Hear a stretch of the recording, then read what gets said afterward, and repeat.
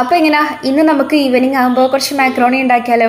അപ്പോൾ ആദ്യം തന്നെ മാക്രോണി ഒന്ന് വേവിക്കാൻ വേണ്ടി വെക്കാം കേട്ടോ. ഞാൻ ഫസ്റ്റ് വിചാരിച്ചത് ഈ മാക്രോണിക്ക് അത്യാവശ്യം നല്ല വേവ് ഉണ്ടെന്നാണ് കേട്ടോ. പക്ഷേ അങ്ങനെയല്ല, ചെറിയ വേവുള്ളൂ, പെട്ടെന്ന് വെന്ത് കിട്ടും. പക്ഷെ നമ്മൾ അടുപ്പത്ത് വെച്ച് കഴിഞ്ഞാൽ ഇടയ്ക്കിടയ്ക്ക് ഇളക്കി കൊടുക്കണം കേട്ടോ. അപ്പോൾ ആവശ്യത്തിന് ഉപ്പ് ഇട്ട് കൊടുത്തു, പിന്നെ കുറച്ച് ഓയിലും കൂടി ഒഴിച്ച് കൊടുക്കുക. ഓയിലോ വെളിച്ചെണ്ണ എന്ത് വേണമെങ്കിലും ഒഴിച്ച് കൊടുക്കാം കേട്ടോ.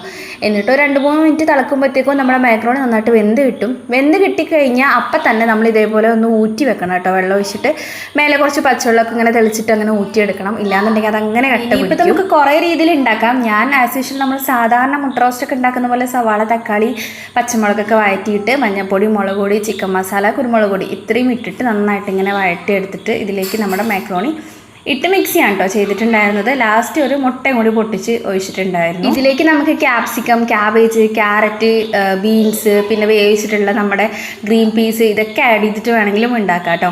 അങ്ങനെ നമ്മൾ മാക്രോണിയൊക്കെ എടുത്തിട്ട് നമ്മൾ മേലെ ടെറസിൻ്റെ മേലെ പോയിട്ടുണ്ടായിരുന്നു. മഴയൊക്കെ ആസ്വദിച്ച് കട്ടൻ ചായയൊക്കെ കുടിച്ചിട്ട് അങ്ങനെ ഇരുന്ന് കഴിച്ചിട്ടുണ്ടായിരുന്നു. എന്തായാലും അടിപൊളിയായിരുന്നു.